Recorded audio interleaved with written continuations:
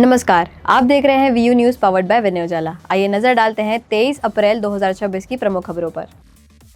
German company लुफ्तांजा ने 20,000 उड़ानें रद्द की। ईरान युद्ध से ईंधन महंगा, एविएशन सेक्टर पर दबाव। ईरान ने डोनाल्ड ट्रंप का सीज फायर प्रस्ताव ठुकराया, पाबंदी हटाने की शर्त रखी। डोनाल्ड ट्रंप ने नौसेना चीफ हटाया, परमाणु विभाग के वैज्ञानिक भी सस्पेंड।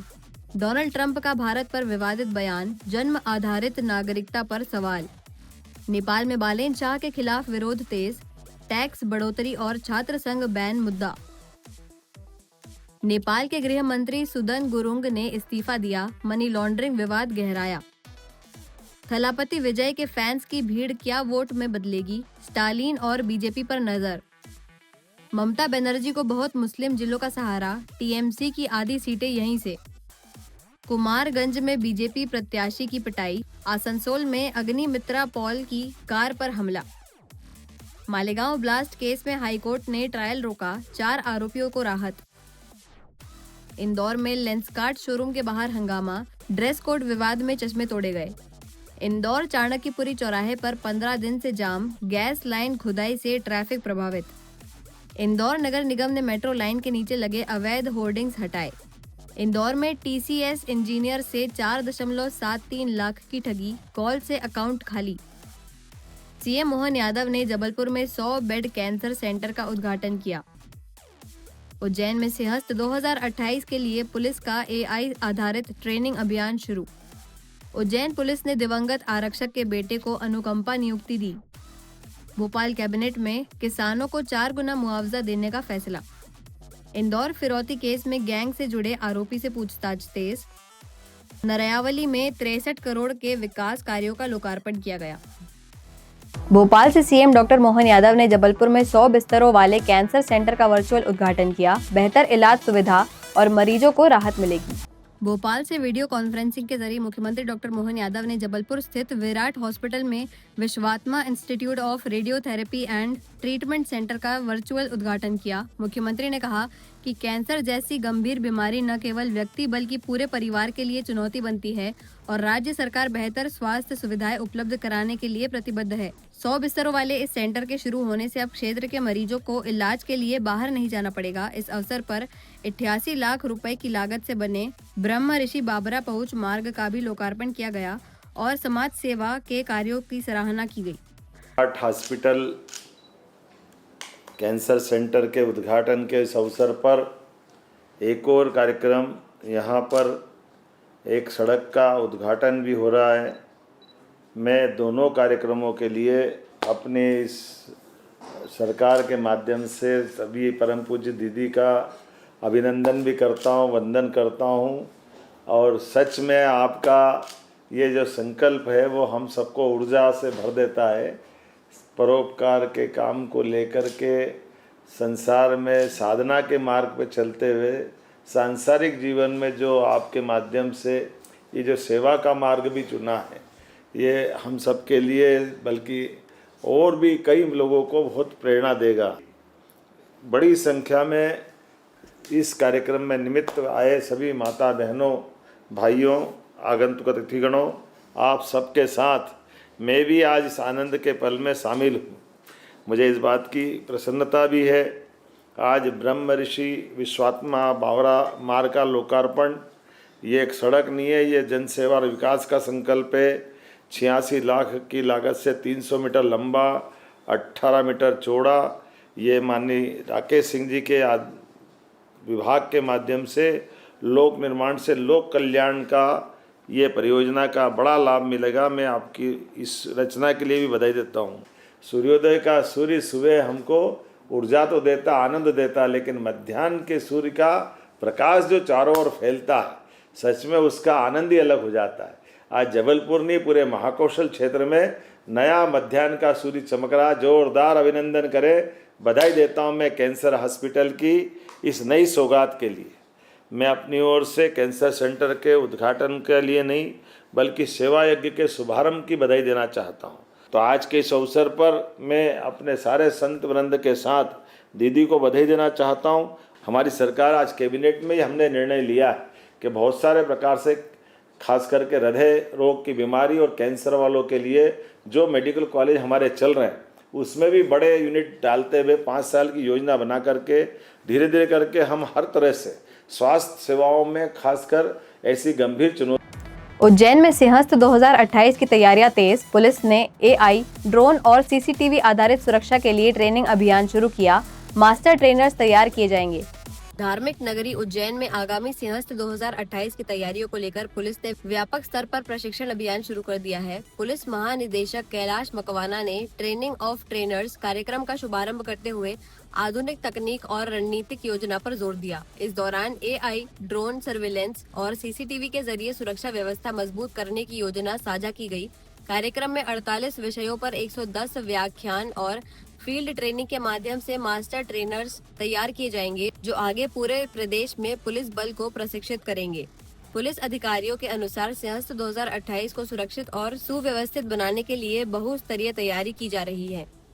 2028 उसकी तैयारियां हम अभी काफ़ी दिनों से कर रहे हैं। जो पुलिस के इंफ्रास्ट्रक्चर डेवलप करने की जो आवश्यकता है उसके कंस्ट्रक्शन वर्क अलग अलग स्टेजेस पर ऑलरेडी चल रहा है। इसके अलावा प्रयागराज जो कुंभ हुआ था उसमें जो अलग अलग प्राइवेट कंपनीज ने जो पुलिस को वहाँ पर असिस्टेंस दिया था टेक्निकली, उनके कई प्रेजेंटेशंस हमने पीएचपी लेवल पर कराए हैं, जिसमें उज्जैन के ऑफिसर्स भी जुड़े थे। और अभी आज हमने ट्रेनिंग फॉर ट्रेनर्स जो कि हजारों की संख्या में पुलिसकर्मी सिंहस्थ में ड्यूटी करेंगे, तो उन्हें अलग अलग विषयों की ट्रेनिंग देना आवश्यक है। वो अलग अलग जिलों से पुल आउट किए जाएंगे उस समय तक, ऐसे बटालियन से भी। तो उन्हें ट्रेनिंग देने के लिए हम अभी मास्टर ट्रेनर्स तैयार करें। तो प्रदेश की कई इकाइयों से हमने यहाँ पर आज अलग अलग रैंक के पुलिस ऑफिसर्स को बुलाया है, चयनित करके, और उनकी 21 दिन की एक ट्रेनिंग स्टार्ट की। वो जब अपने यूनिट्स में जाएंगे तो 2 सप्ताह की ट्रेनिंग वहाँ के स्टाफ को देंगे।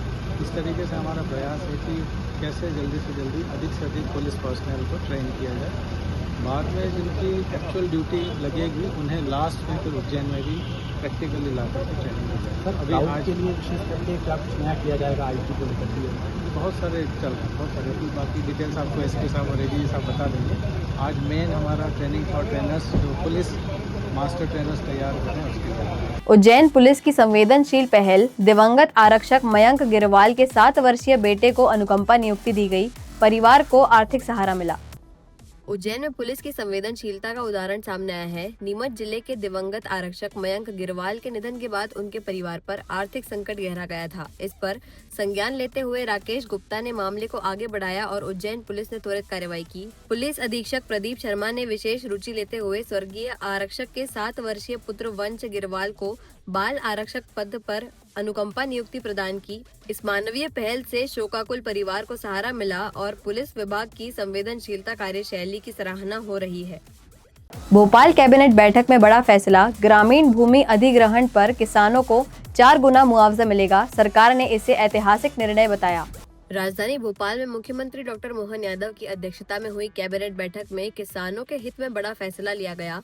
अब प्रदेश में ग्रामीण क्षेत्रों में भूमि अधिग्रहण पर किसानों को 4 गुना मुआवजा दिया जाएगा। मुख्यमंत्री ने इसे किसान कल्याण वर्ष में ऐतिहासिक निर्णय बताते हुए कहा कि इससे किसानों को उनकी जमीन का उचित मूल्य मिलेगा और विकास परियोजनाओं को गति मिलेगी। उन्होंने बताया कि करीब 7 महीने की प्रक्रिया और विभिन्न संगठनों से चर्चा के बाद यह निर्णय लिया गया है। सरकार के अनुसार इससे भू अर्जन तेज होगा और इंफ्रास्ट्रक्चर, रेलवे व औद्योगिक परियोजनाएं तेजी से पूरी हो सकेंगी।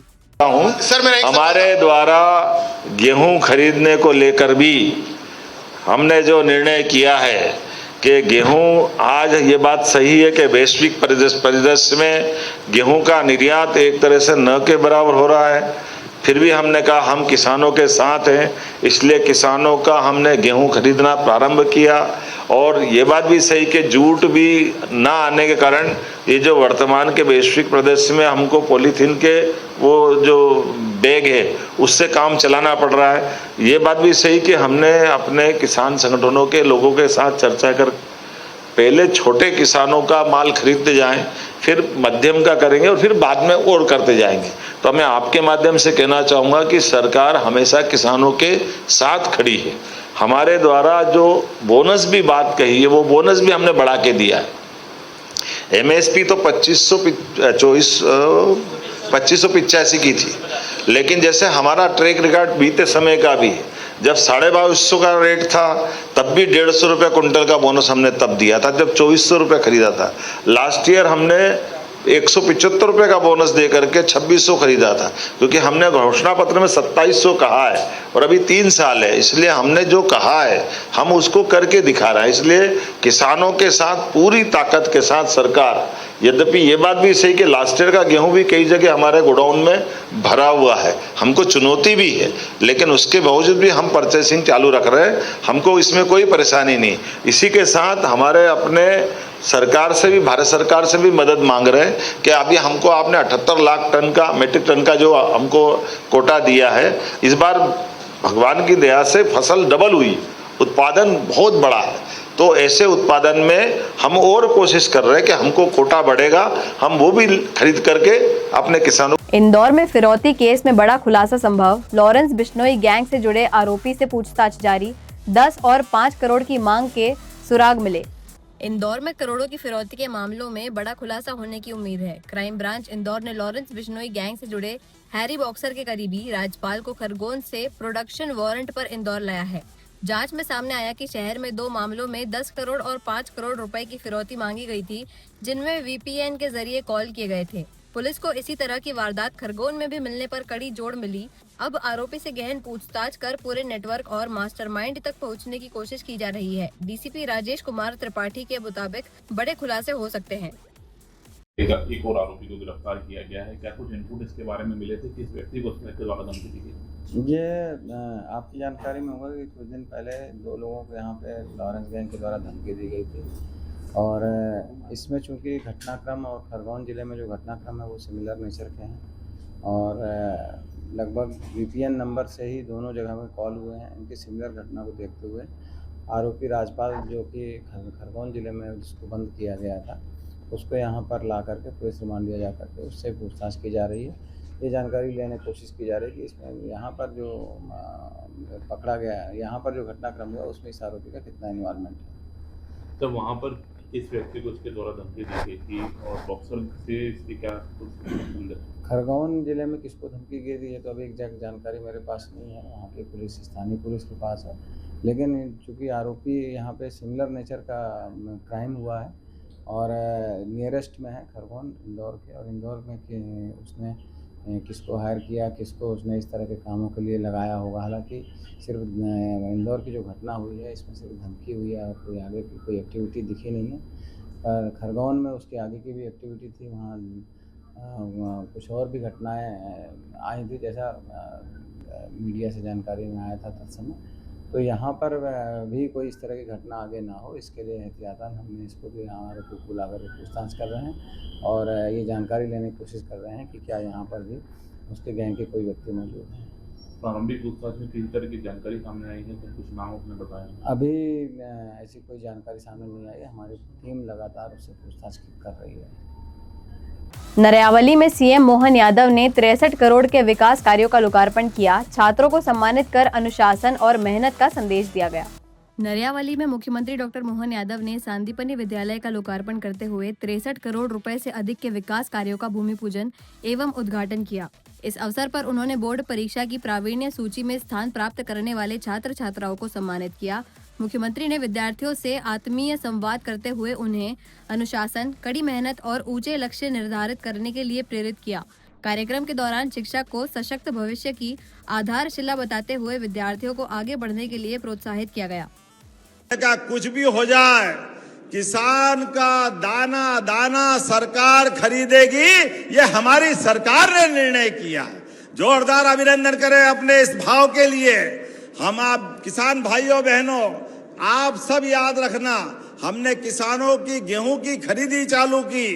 पहले सबसे छोटे किसान, उसके बाद मध्यम वर्गीय के किसान, और भारत सरकार से भी निवेदन किया है। अभी हमको 78 लाख टन का उनने हमको अपने खरीदने का कोटा दिया है, लेकिन अब की बार गेहूं की फसल डबल है, तो हमने कहा हमारा कोटा और बढ़ाया जाए। भारत सरकार भी माननीय मोदी जी का मन हमारे सबके साथ है, इसलिए वो और करने वाले हैं। लेकिन हमने तो अपनी सोयाबीन के समय पे भी किसानों के लिए भावांतर योजना दे करके भी लाभ दिलाया था। जोरदार ताली बजाए जो सोयाबीन का भावांतर का लाभ किसानों को दिया था। हमारी सरकार में जो कहते हैं वो करके दिखाते हैं, इसीलिए सिंचाई का रकबा भी बढ़ता जा रहा है। धीरे धीरे करके बांध बनाना, पुल बनाना, लेकिन अब हमने कहा स्कूल बने, रेल लाइन बने, पुल बने, पुलिया बने, थाना बने, कोई भी बिल्डिंग बने, जमीन तो किसानों की लेते हैं। ऐसे में किसान के लिए उसके जीवन का सबसे बड़ा आसरा अपनी जमीन होती है। ऐसे में हमने निर्णय किया है कि किसानों के साथ सरकार खड़ी है, इसलिए बाजार की गाइडलाइन जो है उस गाइडलाइन का 1 गुना नहीं, 2 गुना नहीं, 3 नहीं, 4 गुना में हम जमीन का पैसा किसान को देने वाले हैं। जोरदार ताली बजाओ, ये किसानों के प्रति भावना है। 4 गुना हमारे लिए ये हमारा कमिटमेंट है, ये वादा है। किसान भाई बहनों के लिए उनके आशीर्वाद से सरकार मिल रही है, इसलिए सरकार बनने के साथ किसानों के लिए हमारी सरकार सबसे पहले जाके खड़ी है। ऐसे ही खास खबरों के लिए बने रहिए हमारे साथ वीयू न्यूज़ पर, पावर्ड बाय विनय उजाला।